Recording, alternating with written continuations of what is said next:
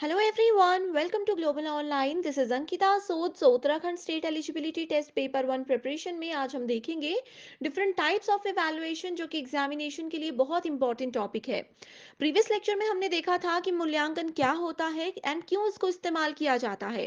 इस वीडियो में हम डिफरेंट टाइप्स को डिस्कस करेंगे, साथ ही मैं आपको ये भी बताऊंगी कि कौन से सिचुएशन में एक टीचर या एक स्टूडेंट को कौन से प्रकार का मूल्यांकन यूज करना चाहिए। आगे बढ़ने से पहले आपको बता दूं कि इस एग्जाम को क्वालिफाई करने के लिए पेपर वन पर मेजर फोकस रखना बहुत जरूरी है, क्योंकि यही वो सेक्शन है जो कि आपको सिलेक्शन लेने में मदद कर सकता है। तो इसके लिए कंप्लीट कोर्स हमने लॉन्च किया है, जहां पर आपको फुल सिलेबस वीडियो लेक्चर्स हम प्रोवाइड करवाते हैं, बहुत ही ज्यादा सिंपल लैंग्वेज में, रियल लाइफ एग्जाम्पल्स के साथ और कुछ ट्रिक्स के साथ। यहाँ पर आपके कॉन्सेप्ट क्लैरिटी की हम श्योरिटी देते हैं। साथ ही आपको फुल सिलेबस नोट्स मिल जाएंगे, जिसको इजीली मोबाइल फोन में भी डाउनलोड करके आप पढ़ सकते हो। फुल सिलेबस मॉक टेस्ट है, जिसमें से as it is 100% questions examination में बहुत बार पूछे गए हैं। तो स्टूडेंट्स, ये मॉक टेस्ट आपकी फाइनल प्रिपरेशन में बहुत हेल्प करता है। साथ ही 2000 प्लस एमसीक्यू क्वेश्चन बैंक, जहां पर आपको previous year questions, repeated and most expected questions की सीरीज मिल जाएगी, वो भी आंसर्स एंड डिटेल्ड एक्सप्लेनेशन के साथ। सो अगर आप स्टूडेंट्स इसको ज्वाइन करते हो अभी भी, तो बहुत इजीली पेपर वन में अच्छा स्कोर कर सकते हो। फ्री वीडियोस के एक्सेस के लिए ग्लोबल ऑनलाइन ऐप को डाउनलोड कीजिए। स्टोर सेक्शन पर सर्च बार में आपको कोर्स का नाम लिखना है। इसके ओवरव्यू के बाद आप कंटेंट पर क्लिक करोगे। यहाँ पर आपके सामने मेरे लेक्चर्स हैं। अगर आप सिर्फ यहाँ पर इस फोल्डर में मेरे लेक्चर्स, टेस्ट सीरीज और नोट्स को फॉलो करते हो, तो भी आपका सिलेक्शन 100% होगा ही।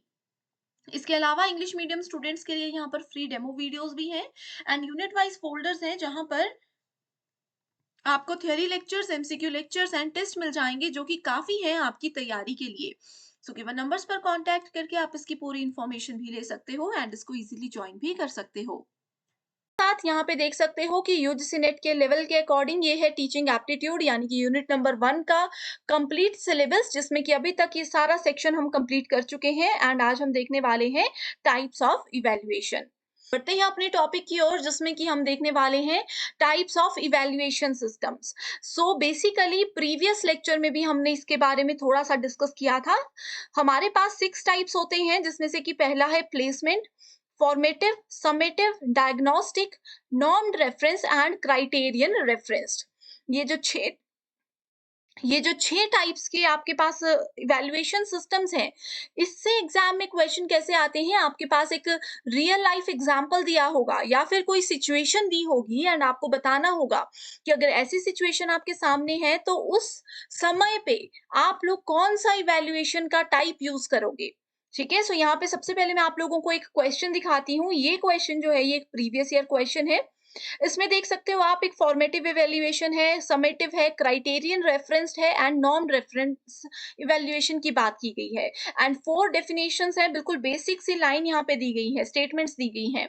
तो आपको क्या करना है, आपको बताना है कि कौन सा यहाँ पे करेक्ट आंसर है। अब इसका आंसर मैं आपको नहीं बताऊंगी, इस वीडियो में ये सारे टाइप्स हम डिस्कस करेंगे।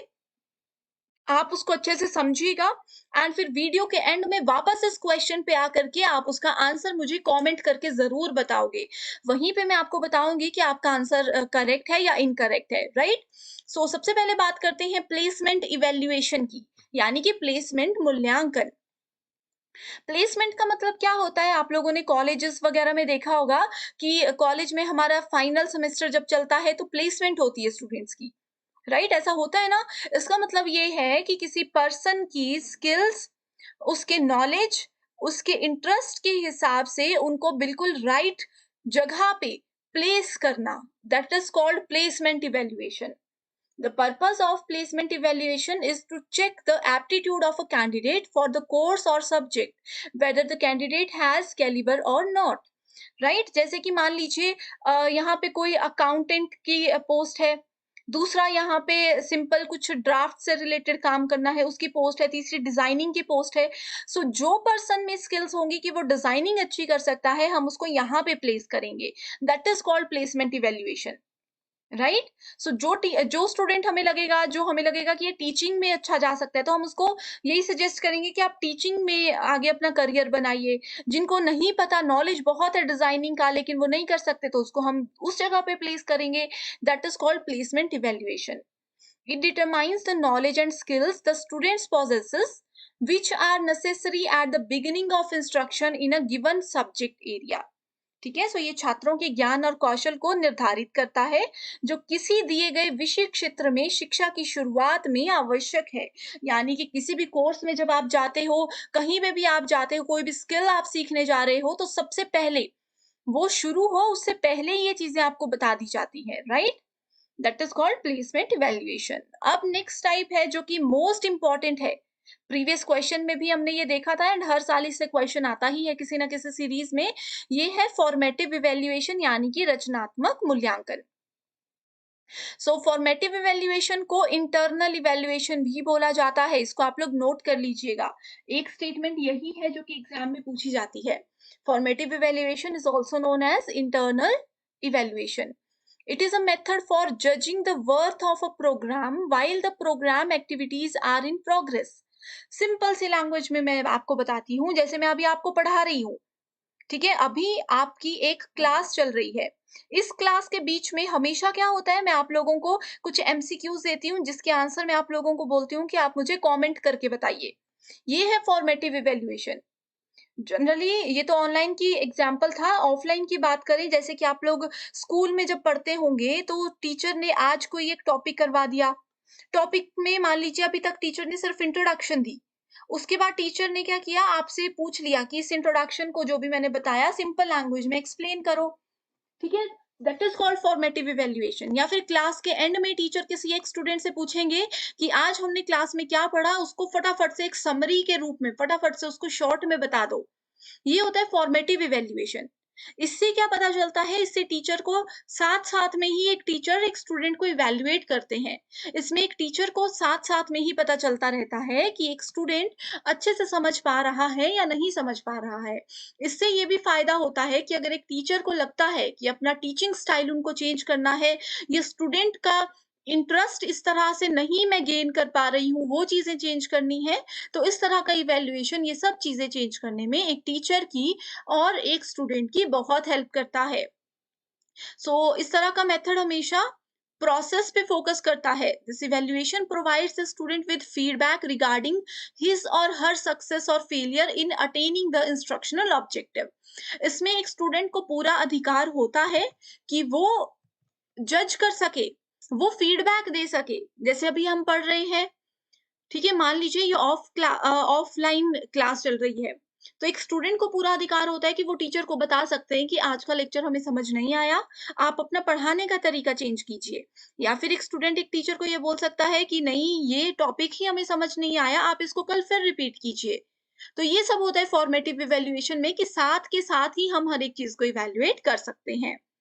आई होप ये आप लोगों का कॉन्सेप्ट बिल्कुल क्लियर है। फॉर्मेटिव इवैल्यूएशन में इसके अलावा कुछ भी एग्जाम में नहीं पूछा जाता। जो भी मैंने स्क्रीन पर लिखा है, जो भी मैंने एक्स्ट्रा इन्फॉर्मेशन आपको दी है रियल लाइफ एग्जांपल्स के साथ, आई होप वो सब आपने नोट कर ली होंगी एंड इसके अलावा कुछ नहीं आएगा एग्जाम में, ये मैं आपको गारंटी देती हूँ। अब ये जो क्वेश्चन है ये भी एक प्रीवियस ईयर क्वेश्चन है। इसमें देखते हैं क्या पूछा गया है। In order to monitor students progress and to modify teaching accordingly the best method of evaluation is. Students की प्रोग्रेस को मॉनिटर करना यानी कि उन पे निगरानी रखना एंड एक टीचर की टीचिंग को मॉडिफाई करना यानी कि चेंज करना स्टूडेंट्स के अकॉर्डिंग, टाइम के अकॉर्डिंग, चैप्टर के अकॉर्डिंग, किसी भी चीज के अकॉर्डिंग एक टीचिंग में मॉडिफिकेशन लाना, इसके लिए कौन सा इवैल्यूएशन का मेथड बेस्ट होता है। ठीक है? ऑप्शंस इस तरह से गिवन थे, आपको पता ही होगा कि हम किसके बारे में बात कर रहे हैं। हम कर रहे हैं फॉर्मेटिव इवैल्यूएशन के बारे में बात, दैट इज रचनात्मक मूल्यांकन। राइट? आई होप यहाँ तक आप लोग बिल्कुल समझ चुके हो। फॉर्मेटिव इवैल्यूएशन को निर्माणात्मक मूल्यांकन भी बोला जाता है एंड रचनात्मक मूल्यांकन भी बोला जाता है। अब यहाँ पे नेक्स्ट जो कि टाइप है समेटिव इवैल्यूएशन, ये भी एक बहुत इंपॉर्टेंट टाइप है। मैंने बताया आज की पूरी ही वीडियो बहुत इंपॉर्टेंट है। Summative evaluation also called external evaluation. Summative and formative दोनों साथ में काम करते हैं, इस तरह से आप याद रखिए। ठीक है? एक्सटर्नल इवैल्यूएशन बोला जाता है। एक्सटर्नल का मतलब क्या हो गया? बाहर। ठीक है? इंटरनल का मतलब था अंदर, यानी कि क्लास में कोर्स के साथ-साथ अंदर के अंदर ही हम इवैल्यूएशन करते हैं। अब ये एक्सटर्नल इवैल्यूएशन आ गया, यानी कि बाहर आ गया। तो इसका एक एग्ज़ाम्पल है, जैसे कि हमारे फाइनल एग्ज़ाम्स होते हैं। पूरा एक कोर्स हो गया, पूरा एक सेमेस्टर हो गया, उसके बाद एक ही बार स्टूडेंट्स को इवैल्यूएट किया जाएगा, उनके स्कोर के बेसिस पे, चाहे उन्होंने क्लास में डेली कुछ भी किया हो, आए हो, नहीं आए हो, अटेंडेंस मतलब अटेंटिव हो या नहीं हो, कोई मैटर नहीं करती ये चीज़ें, बस फाइनल जो एक बार इवैल्यूएशन होगा, उसी के बेसिस पे स्टूडेंट्स को जज किया जाता है। तो समेटिव को एक्सटर्नल इवैल्यूएशन बोला जाता है, and this evaluation is a method of judging the worth of a program at the end of the program activity. बिल्कुल एंड में फाइनल एग्जाम याद रख लो, बहुत इजीली समझ जाओगे। The focus is on the outcome, कि फाइनल हमारा रिजल्ट क्या आया है, ये इंपॉर्टेंट है। डेली चाहे क्लास में कोई स्टूडेंट अच्छा परफॉर्म करता हो, नहीं करता हो, अच्छे से रिस्पॉन्स करता हो, नहीं करता हो, वो इंपॉर्टेंट नहीं है, फाइनल रिजल्ट इंपॉर्टेंट है। क्योंकि बहुत से बच्चे क्या होते हैं कि क्लास में जो टीचर डेली क्वेश्चन पूछते हैं वो उनको नहीं आते, बिल्कुल जीरो रहते हैं वो, लेकिन जो फाइनल एग्जाम्स होते हैं उसके लिए वो इतनी अच्छे से तैयारी करते हैं कि वो टॉप भी कर सकते हैं। Right, this is called summative evaluation. It determines the extent to which objectives of instruction have been achieved and is used for assigning course grades. And summative evaluation में जनरली क्या किया जाता है, इसमें ओरल रिपोर्ट्स होती हैं, projects होते हैं, टर्म पेपर्स होते हैं जो फाइनल टर्म होते हैं, टीचर मेड अचीवमेंट टेस्ट होते हैं, and it shows how good और how satisfactory the student is in accomplishment of the objective of instruction. Right, so I hope summative evaluation आप समझ चुके हो। डेली बेसिस पे कुछ नहीं होता, डेली स्टूडेंट्स कुछ भी करें, बस फाइनल जो आउटकम है, फाइनल जो रिजल्ट है, वही बताएगा कि क्या ओवरऑल रिजल्ट रहा है। अब यहाँ पे डिफरेंस देख सकते हो फॉर्मेटिव एंड समेटिव में आप लोग। Occurs during the learning process, class के बीच में। Occurs at the end of the learning process. इसी तरह की स्टेटमेंट्स एग्जाम में दी होती हैं, एंड आपको बताना है कि कौन सी फॉर्मेटिव है, कौन से समेटिव है।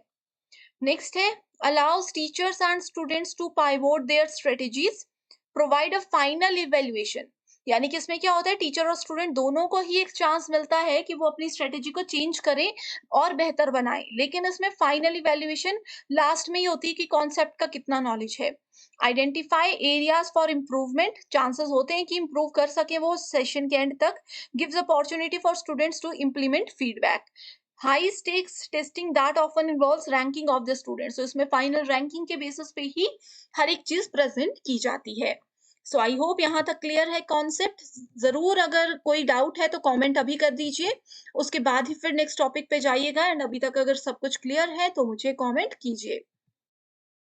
ये क्वेश्चन भी प्रीवियस ईयर क्वेश्चन है, जिसमें फॉर्मेटिव का ही एक डेफिनेशन है। इसमें पूछा गया था कि formative evaluation tends to accelerate the pace of learning, and इसका रीजन बताया गया था एज अगेंस्ट समेटिव इवेल्युएशन।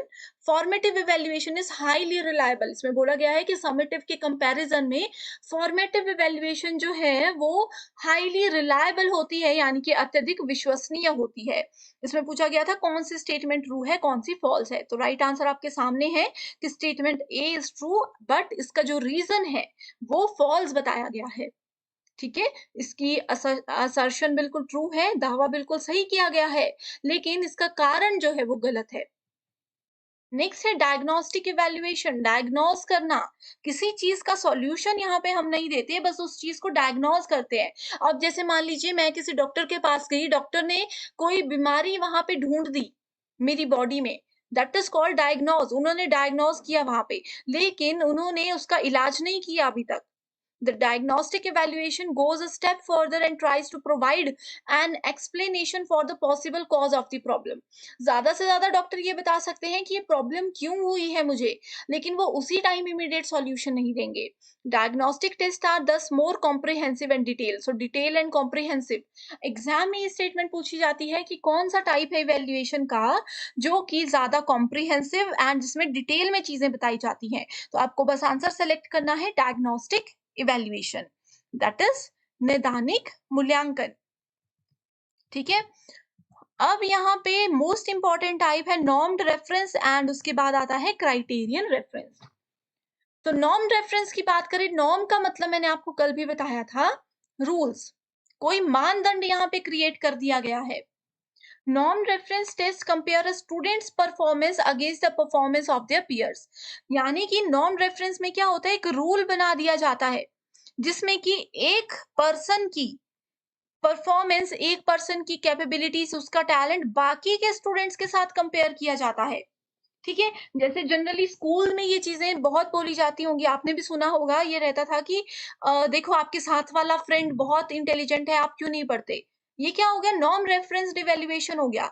एक स्टूडेंट को उसके साथ वाले दूसरे के साथ कंपेयर किया जाता है। आप लोग अगर कहीं जॉब करते हो तो वहाँ पे आपके परफॉर्मेंस को भी बहुत बार इस तरह से इवैल्यूएट किया जा रहा होगा, that is called non referenced. ठीक है? It makes comparisons between the individuals. ये स्टेटमेंट याद रखनी है कि जहां पे भी एक पर्सन का दूसरे के साथ कंपैरिजन हो रहा है, that is non reference. This type of test results are compared to the results of a similar group of people, and testers are ranked in relation to other testers। वही चीजें हैं जो मैंने बताई। Test then compare the learners performance, उसी साथ compare किया जाएगा, किसी भी बेसिस पे कंपैरिजन हो सकता है। एंड टू डेवलप अ नॉन reference test, the test developers select a statistically relevant group of individuals and administer the test items. ठीक है? सो यहाँ पे किसी भी बेसिस पे, जैसे अब ये लड़की अलग से है यहाँ पे, इसको हो सकता है कि इनके फाइनल स्कोर के बेसिस पे कंपेयर किया गया हो, या फिर ऐसा हो सकता है कि ये बाकी के सारे बहुत अच्छे डांसर्स हैं, ये लड़की अच्छा डांस नहीं कर पाती, तो इस बेसिस पे इनको कंपेयर किया गया हो। कोई भी मैटर हो सकता है कंपैरिजन का, राइट? सो अब बात करते हैं क्राइटेरियन रेफरेंस की। इसमें देखो, अब यहाँ पे कंफ्यूजन थोड़ा सा कई बार क्रिएट हो जाता है, तो मैं फिर से रिपीट करती हूँ।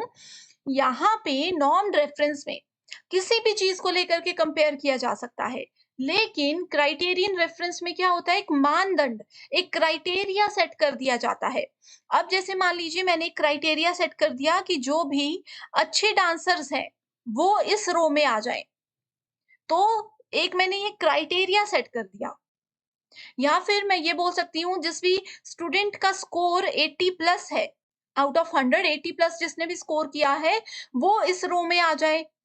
ठीक है? या फिर उनको मैं स्कॉलरशिप देने वाली हूँ, तो ये क्राइटेरिया सेलेक्ट कर दिया। Criterion reference test measure a test takers performance compare to a specific set of standards और क्राइटेरिया। यहाँ पे किसी दूसरे के साथ उसको कंपेयर नहीं किया जाता, बस एक मानदंड सेट कर दिया जाता है। अब उस मानदंड को सेटिस्फाई करने के लिए चाहे 1 स्टूडेंट हो, चाहे 50 हो, चाहे 500 हो, हमने बस वो मानदंड सेट कर दिया। ठीक है? हमने जैसे कि एक एग्जांपल मैं बताती हूँ। अब जैसे मान लीजिए स्टूडेंट को मैंने बोला कि अगर आप 80% स्कोर करोगे, या फिर मैंने स्टूडेंट को इस तरह से बोल दिया कि अगर आप आपके क्लासमेट से ज़्यादा स्कोर करोगे तो आपको मैं क्लास मॉनिटर बना दूँगी। इसका मतलब क्या हुआ? मैंने इस लड़की को बोला कि ये लड़के के साथ मैं आपको कंपेयर कर रही हूँ, कि अगर इससे ज़्यादा नंबर लेकर के आ गई तो मैं क्लास मॉनिटर बना दूँगी। नहीं लेकर आई तो दूसरी कंडीशन सैटिस्फाई होगी। लेकिन क्राइटेरियन रेफरेंस के केस में क्या होता है, मैंने ये कंडीशन रखी थी कि 100 आउट ऑफ 100 जितने भी स्टूडेंट्स लेकर आएँगे वो सब एक्टिव रहेंगे, वो सब क्लास मॉनिटर हो जाएँगे, वो सबको मैं स्कॉलरशिप दूँगी। उसमें फिर चाहे 1 स्टूडेंट आए, चाहे 50 आए, चाहे 1 भी ना आए, ये कोई इश्यू नहीं होता। ठीक है? So criterion reference test can compare the tester's performance to an objective standard. Here the test results are compared to a set of standards or criteria, and testers are ranked in relation to body of testers tested knowledge। सो simple सी language में मैंने जो चीजें आपको बताई हैं, आप सिर्फ उन्हीं को याद रखिए। राइट? इसी के साथ यहाँ पे एक क्वेश्चन है जिसमें कि कंटिन्यूअस एंड कॉम्प्रिहेंसिव इवैल्यूएशन की बात की गई है। इस तरह का क्वेश्चन जनरली पूछा तो नहीं जाता, फिर भी आप इसको एक बार देख लीजिए। सो कॉन्टिन्यूअस एंड कॉम्प्रिहेंसिव से रिलेटेड कुछ स्टेटमेंट्स दी हैं, हमें बताना है कौन सी करेक्ट है। सो बी, सी एंड डी। ठीक है? कॉन्टिन्यूअस एंड कॉम्प्रिहेंसिव ये 2 टाइप्स नहीं है, ये एक ही टाइप है। ठीक है? दोनों नाम ही ऐसा इसका। सो ये क्या करता है, मार्क्स को ग्रेड से इसने कन्वर्ट कर दिया। It evaluates every aspect of the student. हर एक एस्पेक्ट को यहाँ पे इवेल्युएट किया जाता है। ऐसा नहीं है कि एक स्टूडेंट अगर मैथ में अच्छा है एंड म्यूज़िक में नहीं अच्छा है, तो बस उसको बोला जाएगा कि आप तो बेकार हो, आप बस मैथ करो, म्यूज़िक छोड़ दो। ऐसा नहीं है, हर एक चीज़ को इक्वल लेवल पे रख के यहाँ पे हर एक एस्पेक्ट को कंपेयर किया जाता है, इवैल्यूएट किया जाता है। It helps in reducing examination phobia. इससे क्या होता है, स्टूडेंट्स को साथ-साथ में इवैल्यूएट किया जाता है, उनको बताया जाता है कि आपको क्या-क्या चेंजेस करने हैं, तो इससे जो फाइनल एग्ज़ाम का फोबिया होता है, परीक्षा का जो भय होता है, वो कम करने में स्टूडेंट्स को मदद मिलती है। ठीक है, सो ये था आज का वीडियो जिसमें कि हमने टाइप्स ऑफ इवैल्यूएशन सिस्टम को डिटेल में डिस्कस किया। अब ये है क्वेश्चन, वापस हम उस पे आ गए। यहाँ पे देखो, formative, summative, criterion, norm reference सब हमने कर लिए। अब आप बताओगे इसका राइट आंसर क्या है? एक बार लिस्ट में डेफिनेशन देख लेते हैं। Percentile, rank and standard score are used for reporting. Standards indicative of mastery. The attention of using is to identify scope and potential for improvement. कहाँ पे इम्प्रूवमेंट की जा सकती है? ये एक, अगर ये भी आपको पता है तो भी आप आंसर दे सकते हो, बहुत इजी है। इट्स इंटेंशन इज टू जज लर्निंग स्टैंडर्ड्स, कि लर्निंग का क्या स्टैंडर्ड है, वो जज करने के लिए इसको यूज किया जाता है। तो कुछ कुछ कीवर्ड्स हैं, जैसे स्टेटमेंट में कीवर्ड ये है, इस स्टेटमेंट में कीवर्ड ये मास्टरी है, इस वाली स्टेटमेंट में ये बताया गया है कि एक परसेंटाइल रैंक है। मैंने अभी लास्ट के 2 एग्ज़ाम्पल में आपको बताया कि एक मानदंड हमने सेट कर दिया है। तो ये अगर कीवर्ड्स आपको याद है तो ये आंसर आप फटाफट दे सकते हो। तो जल्दी से मुझे कमेंट करके इसका आंसर बताइए। कोई कन्फ्यूजन है, कोई क्वेरी है, कोई भी डाउट है इस वीडियो को लेकर के, इस टॉपिक को लेकर के, तो मुझे ज़रूर बताइएगा। मैं आप लोगों की क्वेरी जो है नेक्स्ट वीडियो में सॉल्व करने की पूरी-पूरी कोशिश करूँगी। आई होप आज की ये वीडियो आपको पसंद आई है। जो भी मैंने बताया है वो आपने अच्छे से नोट ज़रूर किया है। So thank you so much for watching this video and I wish you all the